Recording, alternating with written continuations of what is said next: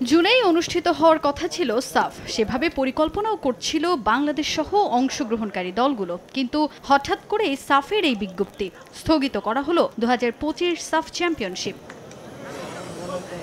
কাঠামোতে কিছুটা পরিবর্তন এনে হোম অ্যান্ড অ্যাওয়ে পদ্ধতিতে 2025-এর আসর মাঠে গড়ানোর কথা থাকলেও এবার তা হচ্ছে না। এক বছর পিছিয়ে 2026 সালে 15তম সাফ চ্যাম্পিয়নশিপ আয়োজনের পরিকল্পনা সাউথ এশিয়ান ফুটবল ফেডারেশনের। নিজেদের ওয়েবসাইটে এক বিজ্ঞপ্তি দিয়ে বিষয়টি নিশ্চিত করে সাফ।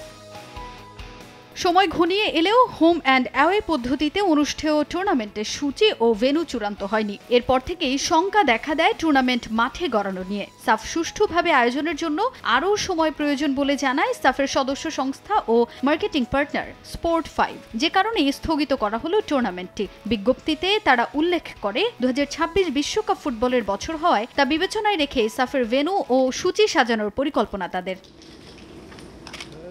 যদিও সাফের সভাপতি কাজী সালাউদ্দিন জানান 2026 বিশ্বকাপের বছর হওয়ায় সূচি নির্ধারণে বিপাকে পড়ার শঙ্কা রয়েছে, যে কারণে 2027-এ সাফ আয়োজনের উপযুক্ত সময় বলে মনে করছেন তিনি। এদিকে সাফ স্থগিত হওয়ার ঘোষণা এলেও এ বিষয়ে কিছুই নাকি জানানো হয়নি বাংলাদেশ ফুটবল ফেডারেশনকে, এমন দাবি বাফুফের সাধারণ সম্পাদক ইমরান হোসেন তুষারের।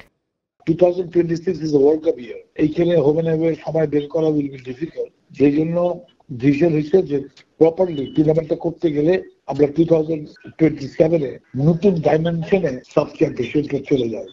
তাহলে আমরা তো বহু বছর সেটেল করলাম, সো নাও যেন নতুন ভাবে 2027-এ ডিসিশন নিলাম। গণমাধ্যম থেকে প্লাস হচ্ছে সাফের একটা প্রেস রিলিজে আসলে দেখলাম যে সাবটা 2025 সাবটা এবার অনুষ্ঠিত হচ্ছে না। তো আমরা অফিসিয়ালভাবে এখনো আমরা চিঠি পাইনি। আমরা যদি চিঠি পাই তারপরে প্রতিক্রিয়া জানাবো আমাদের।